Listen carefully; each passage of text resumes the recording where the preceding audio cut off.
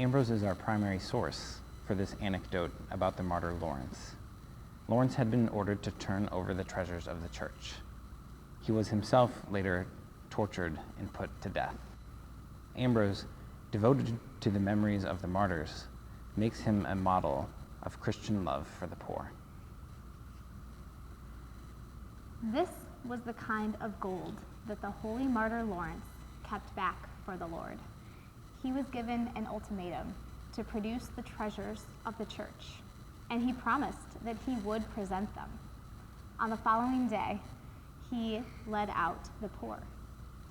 Asked where the treasures were that he had promised, he pointed to the poor and said, "These are the treasures of the church."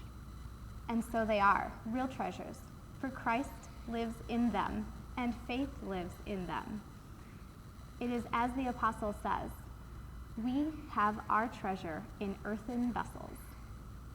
What better treasures does Christ have than those in whom he has said that he lives himself? For this is what is written, "I was hungry, and you gave me something to eat. I was thirsty, and you gave me something to drink. I was a stranger, and you took me in. What you did for one of these, you did for me." What better treasures does Jesus have than those in whom he loves to appear? These were the treasures that Lawrence presented, and the victory was his, for not even the persecutor could take them away.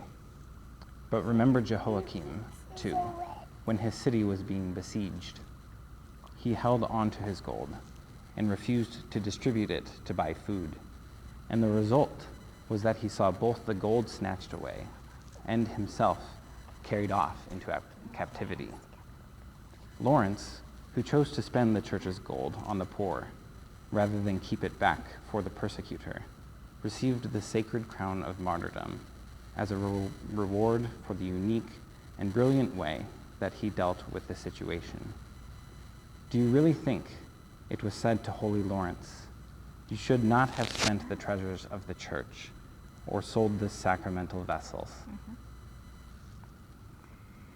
It is necessary to discharge a responsibility like this, that a person should have genuine faith and a clear sense of foresight.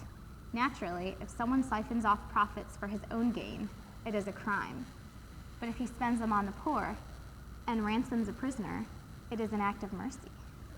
No one can say, "Why is this poor man alive?" No one can complain of prisoners if prisoners had been ransomed. No one can object if the temple of God has been built. No one can be upset if spare ground has been released for the burial of the faithful. No one can be sorry if the dead are being laid to rest in Christian tombs.